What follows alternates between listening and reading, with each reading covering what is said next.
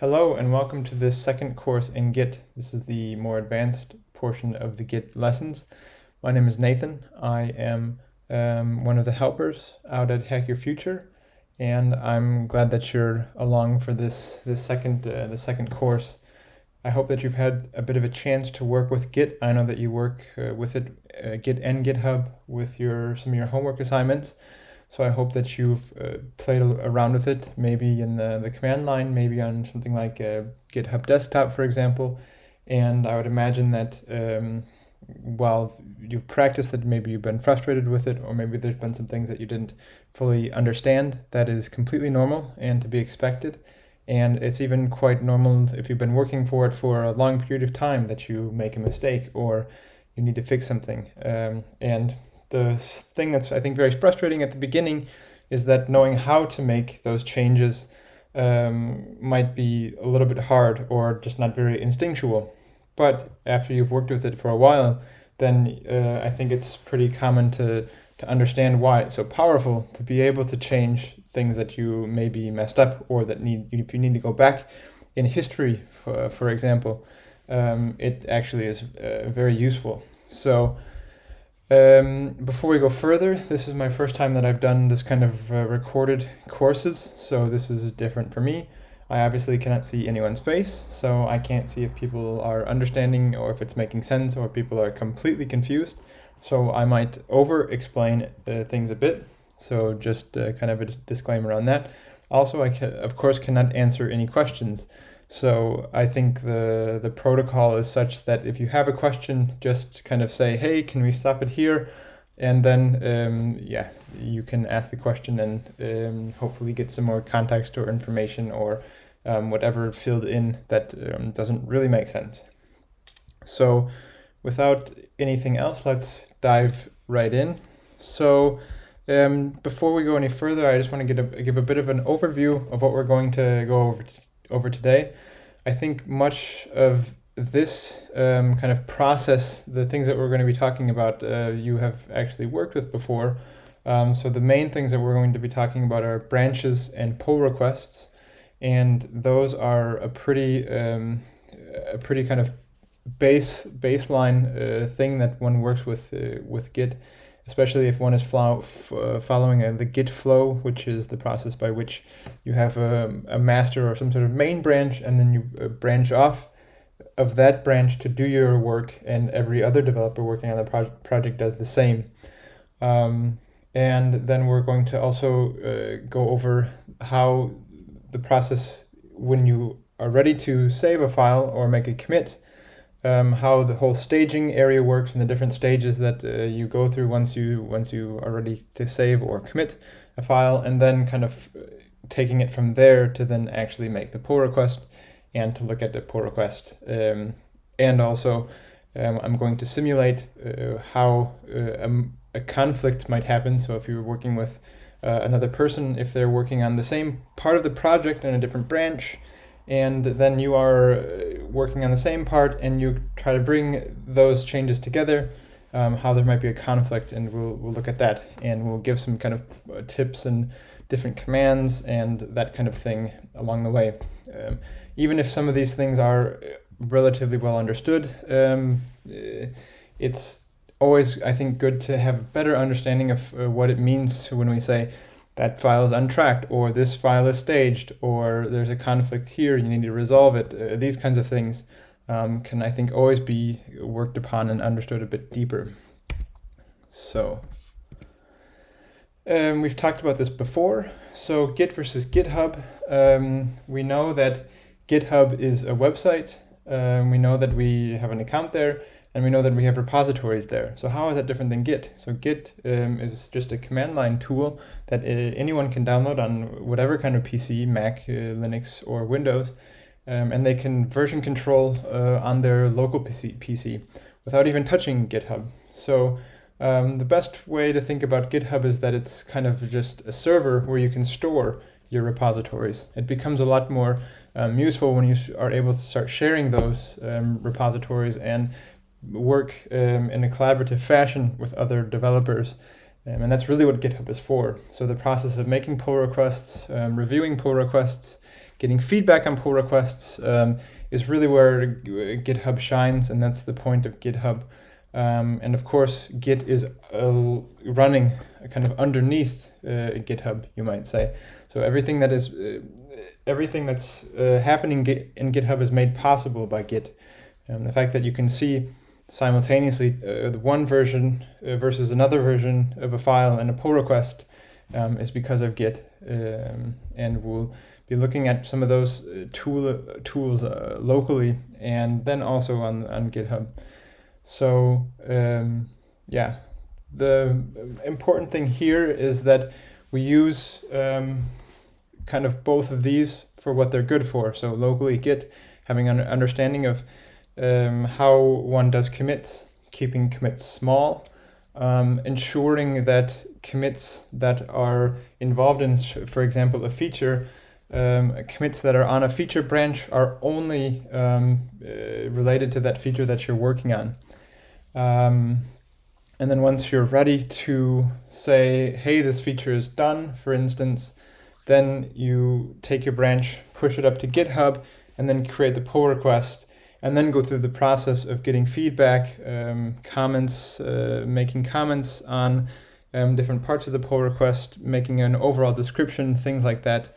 It's soon it will become kind of second nature to do this, but it will be good to go through this process and to practice it a little bit more, because this kind of intentional practice by which we make a change in a file, then make the commit that properly describes the change we made, just really helps the development process. Because if you're working with other people, they should really not have to think so much about what you're presenting them. If they have to ask a bunch of questions, that likely means that the description of the pull request or the way that the commits were done perhaps wasn't the best. If it's kind of like, why are you doing this? Or what is this file? That kind of thing. It should really be kind of clear what the intention is when you come with a pull request. You also have experience with this. So the two ways to create a Git repository. As mentioned, Git is can run on any local machine with without even an internet connection. So if you even want to write your own novel and you want to use Git to version control your writing process, you could even do that. So you can always create a repository on your local machine without even having internet, without even that repository knowing anything about GitHub.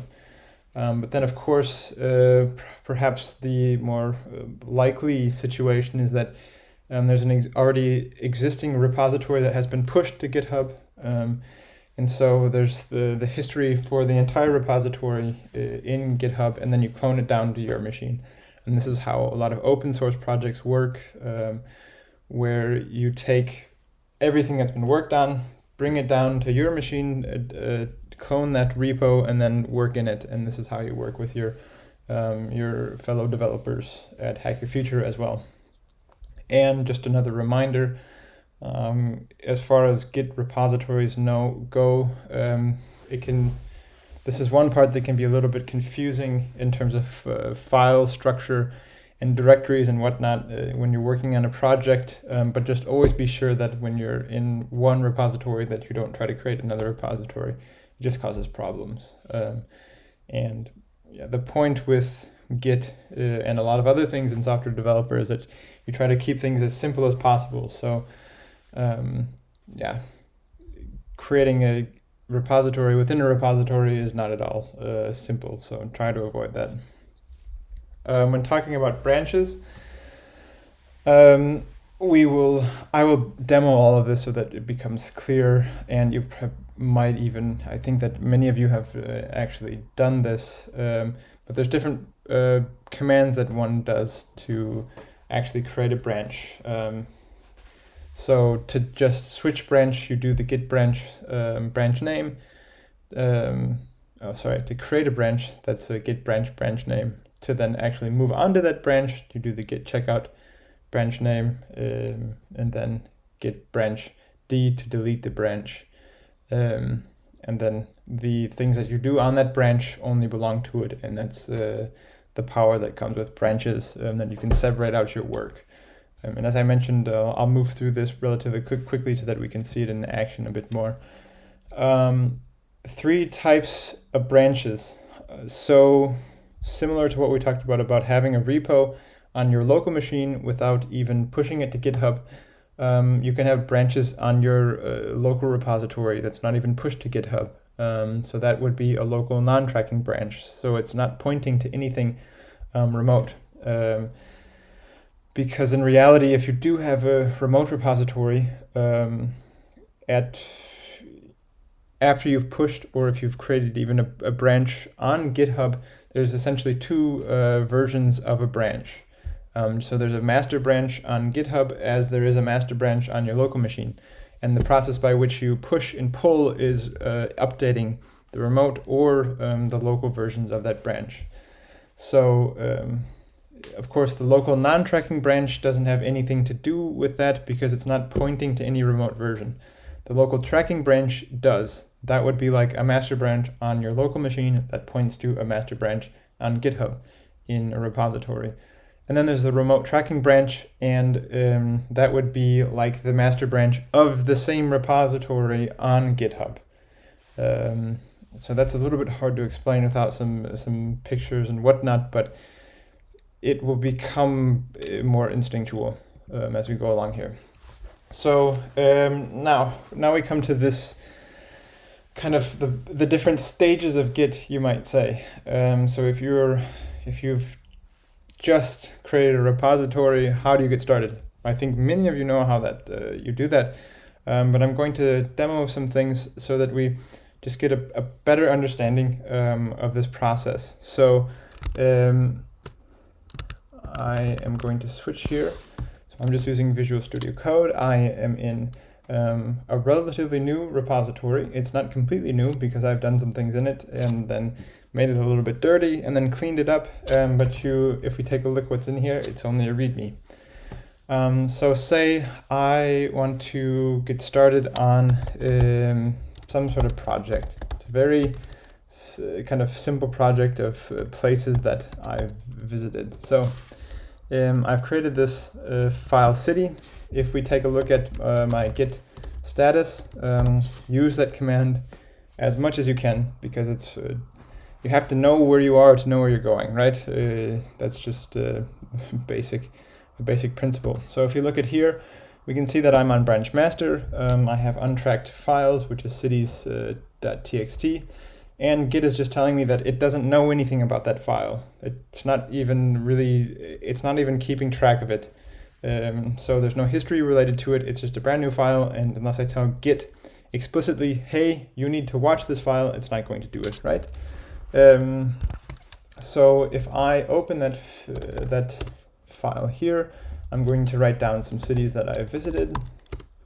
Of course, Copenhagen. I'm not from Denmark. Where else have I been? Berlin, and maybe Rome. So all European cities for now. If we do git status again, we're in the same boat. So if I switch back to our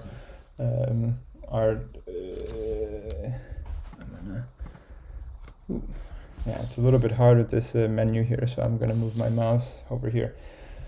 So of course I've looked ahead and I know what the slideshow is going to say, so I'm cheating a bit, but we're here. We're in workspace cities.txt. Of course it's read there, and it's also read in Visual Studio Code, or at least my terminal here, when I'm doing my git status command. So hopefully that's pretty clear what that means. So this means that even if I try to do a git commit here, add cities text file,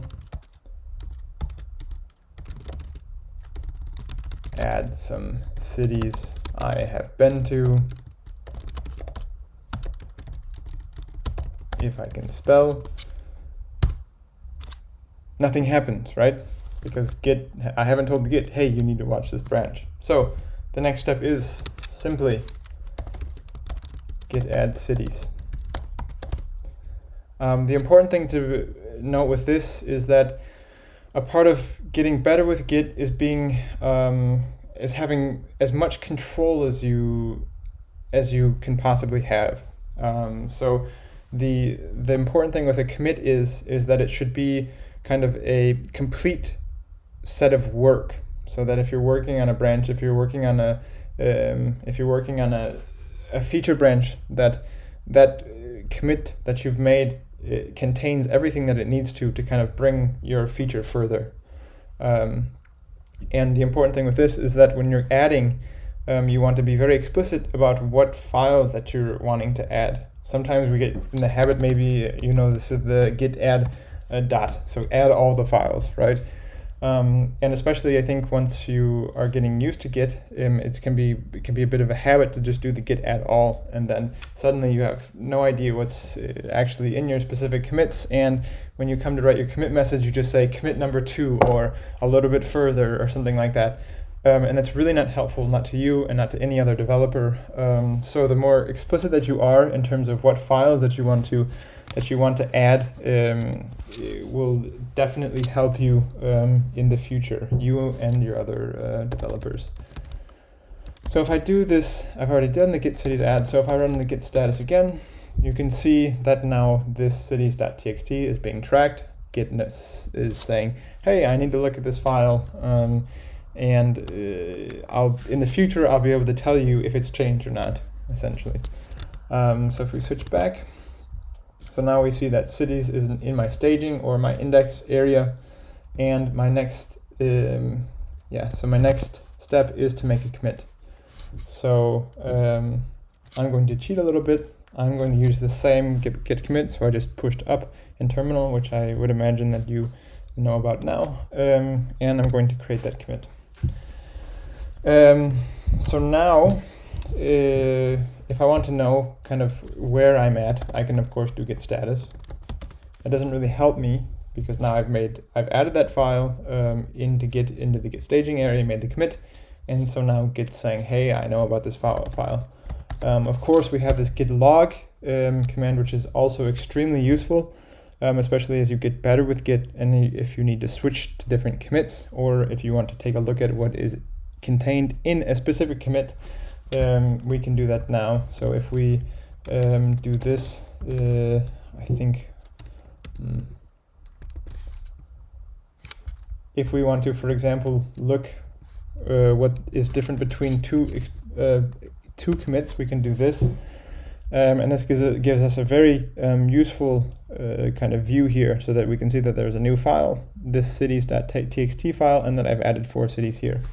And you can really git diff a lot of things, and we're going to be taking a look at that as we go along. So now we know that we have this git log command that shows us this whole output of the git log here. Sometimes that can be a little bit more information than we want, so we can also do this git one line where we only get the commits. These are called SHAs, and you can see the specific git commits with their commit messages here, and we can see that when I run this, that everything is clean. So we have a clean status. That's where we want to be. We actually do not want to be on master branch, so I am going to git push this so that we can actually do some stuff with branches. So at the point that we committed, when I wrote the commit message, we got our commit hash here, commit SHA.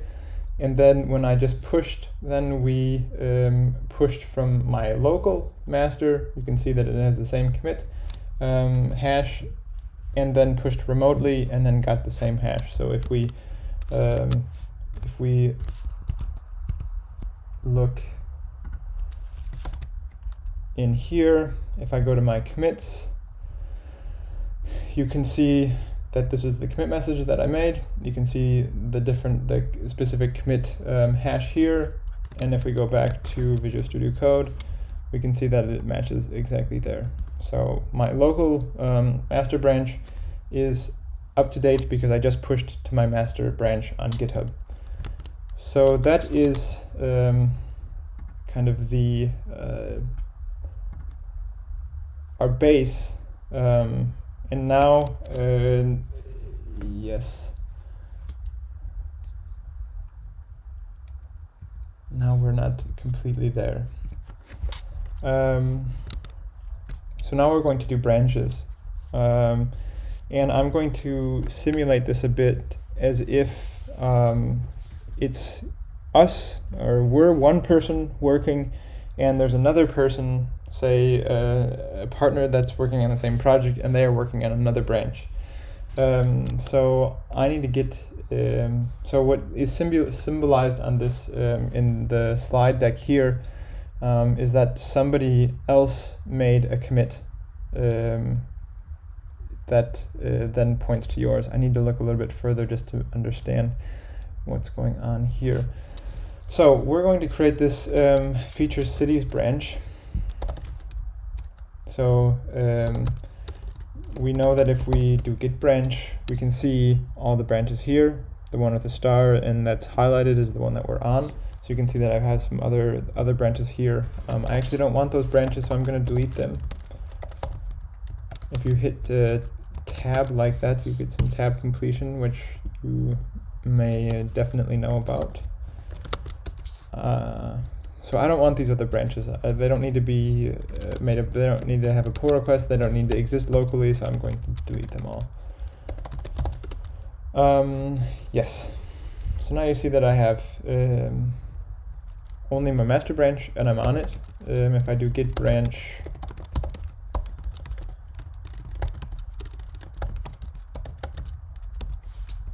so I have a singular feature and plural cities. That's my branch. You can see that my branch didn't actually switch. If I do git branch again, then the branch exists there. I'm going to switch to it now. And we're going to imagine that I've done some traveling to some new cities. And I've gone to Prague. Maybe I've gone to Lisbon. And one more, let's do New York City. Yes, so now I've added some new cities to my cities text on my feature cities branch. So if we go back here, we did git branch, feature city, git branch, or git checkout feature city. And now we're in this stage right now because I've added some cities to it, but this file has not been staged.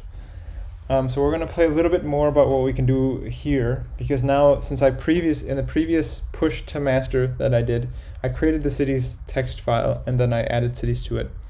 Now that I'm a commit after that and I've changed that cities text file that has already been tracked by Git, now I have some more, kind of extra things that I can do with this file.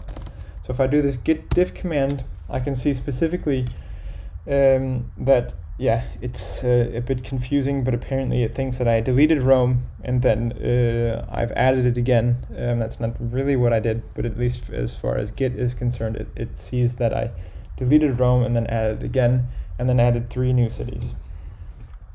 If I'm happy with my work here, then we can say that now again that this Git, you need to watch this, you need to add this to the staging area so that I can make a commit on it.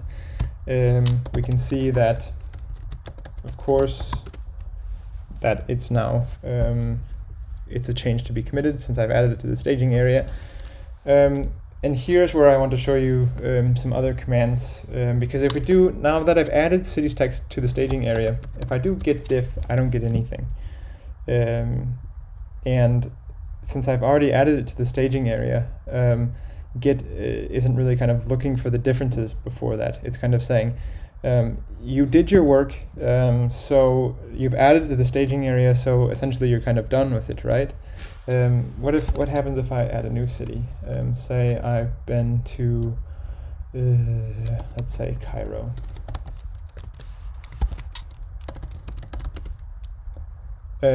Now we can see that diff, actually we do see a diff here. So if we do git status again, so I added it at a single time previous to adding Cairo, and now I've added it again.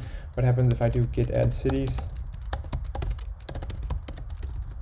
So yeah, I had previously added it to the staging area and then made an additional change without staging it, and it could determine that hey, there's actually been another addition since you added it to the staging area last time.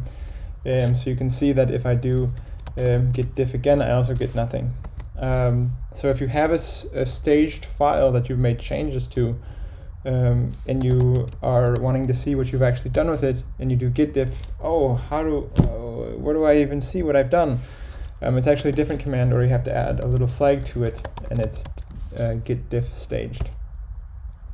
There, so now I can see what's on that file. If we say we made some changes to a file, obviously I have my cities text, but you're going to be doing something a bit more substantial, like making a change to an actual code file.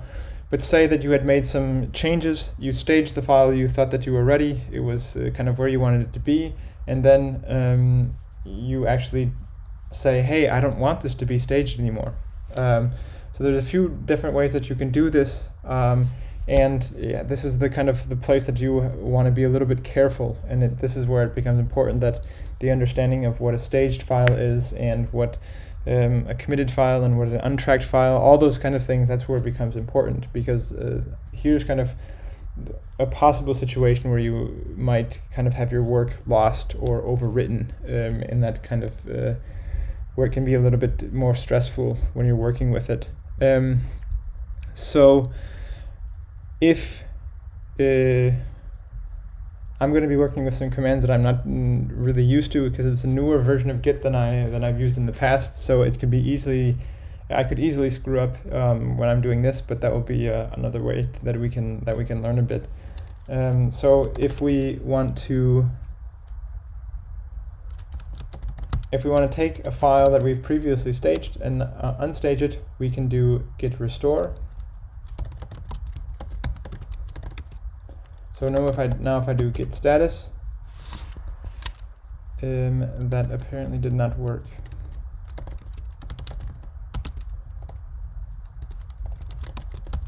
Let's try this git.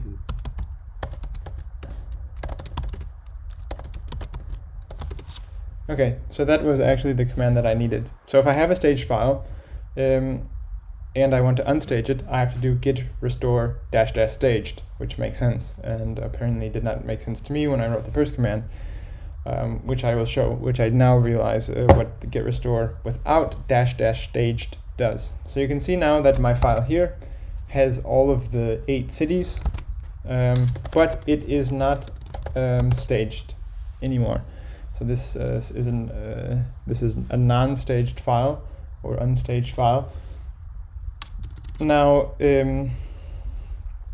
say I am on my new branch, I've made some changes, but I really know that I don't want my changes. What do I do then? Of course, if my file is staged, which it is now, I need to run the git restore -- staged with file or directory name. So I have to specify specifically what directory or file I want to unstage. It is not staged anymore. If I want to actually change this file so that it doesn't have any changes, kind of like a big undo, this is where I have to be careful, because if I wasn't totally sure, I would leave it like this. I would leave this file unstaged, and I would leave it out of any commits, because I can keep it unstaged without it impacting my commits. Because if I leave it unstaged, it will never come into any commits. But if I know completely sure that I don't want to have any of these changes, then I would do the git restore without any specifiers or flags. So you can see now that I have lost 4 of my cities. if I did not know that I really wanted to do that, I could now be at a loss, right? Now I'm at the kind of mercy of whatever text editor, Visual Studio Code, or whatever editor that I'm using, that I can hope that I can undo and get those changes back, right? If I do an undo, Command Z on my computer, Control Z on a Windows, I can get those lines back, but that's only because it's saved in memory essentially on Visual Studio Code. So it knows that Git actually changed this file, and then Visual Studio Code said, oh, hey, if I hit undo on those, I can give you back those changes, right? But that has nothing to do with Git, and so then you have to be extremely careful. So I'm going to save that, and I'm at the point that I'm happy with the cities that I've added, and now I've added it. I need to do a commit.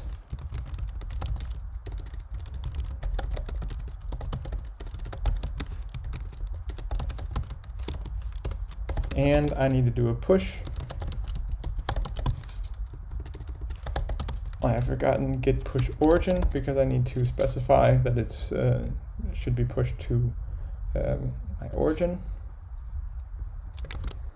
And now if I go into GitHub,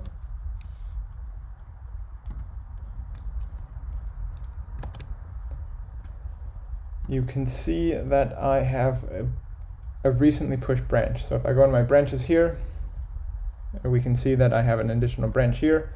If we remember correctly, on our other branch we had 7 commits, now we have 8 commits. We have an additional commit here, add additional cities I visited. So if we go here, we can see exactly the cities that I've added here. So that's the first part.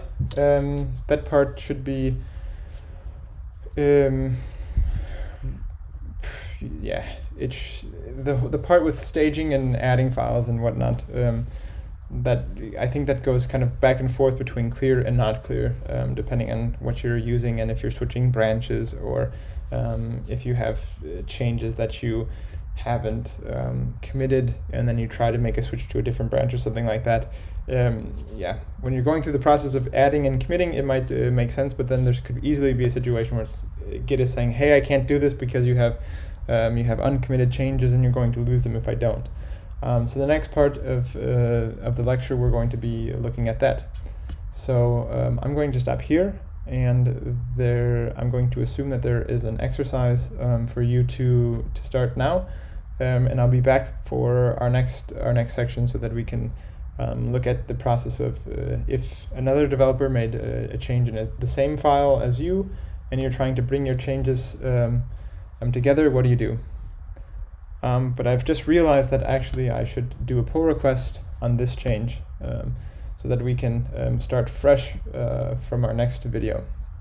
So I'm just going to keep going just a little bit. So you can see that I've made this feature cities branch, and now I'm happy with it, and I want to merge it into master. So I create a pull request. It takes my my last commit message that you can see here. I think it might that varies what message it takes here if you have more than one commit. But remember that we want to keep our pull requests small and our pull requests with few commits. So that is something that definitely takes practice, but do your best to keep your commits small and your pull requests with few commits. So if we take this pull request is relatively self-explanatory, but perhaps we want to say I took a few trips in 2019, not 2020, because no one's going anywhere in 2020, unfortunately. And I wanted to add them to my cities file. Good. So I'm trying to provide context to anyone else that would look at this pull request. You can see that there's no conflicts with the base branch, and I'm ready to merge this pull request. If, say, you had a partner, if they were looking at this, they could come here and they could say, hopefully something a little bit more substantial, but say they are saying, I went to Prague in 2018. It was awesome. Of course, you can leave comments on your own pull requests. Sometimes that's helpful for you to give additional context to yourself, perhaps, even if you're going to look at it in 6 months, or also other developers. Or maybe you just want to give yourself a pretty enthusiastic, positive boost. So you can say something like this: "This is great code," or you could also say, "This code isn't exactly how I want it. I would do it differently in this way if I had time," or whatever you want. Of course, it should give something additional to the code. Now, yes. So now I've added this comment. If I go to back to the pull request, GitHub is quite nice that you can see that I've added this comment. Of course, it's me, so that's not that helpful. But say that you made a pull request and then you needed a review on something, and somebody made a comment, then you can reply directly to their comment here. So I'm going to merge this. We're going to delete the old branch. That old branch is done. No reason to keep it alive. And now I'm back at master. Last thing, GitHub, my master branch on GitHub is updated, right? If we go here, we see 9 commits. We see a verified pull request here.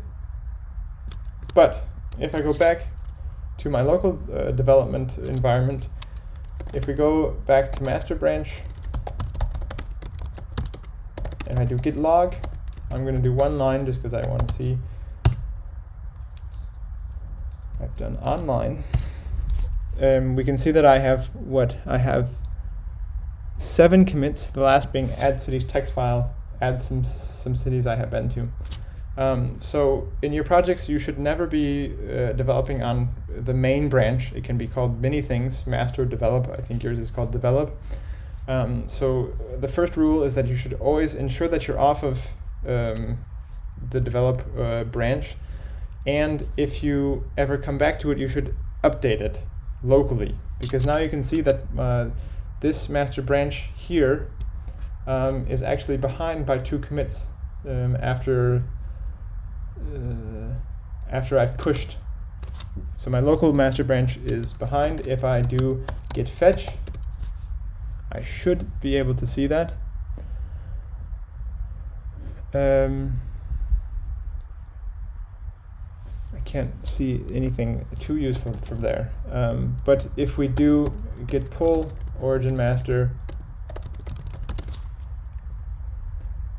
now you can see that my cities.txt file is updated, and my git log is as it should be. It is telling me that or you can see the origins feature cities, which is my origin branch on GitHub, and feature cities was at this commit. The reason that I had 7 commits locally and 9 commits in GitHub is that when you do a merge, when you do kind of a quote-unquote normal merge, you Git also creates what is called a merge commit, and that's what this top commit is. This is a merge commit, so it's just saying that it merged pull request number 1 from my branch here. And the teams, once you go on and get a job, different teams handle this differently. Some people do merge commits and other people don't, but that's not something that's too important now. But that's just why I have an additional commit here that was done when I merged the pull request. All right, so I'm actually going to stop now, and it will be time for your first lesson.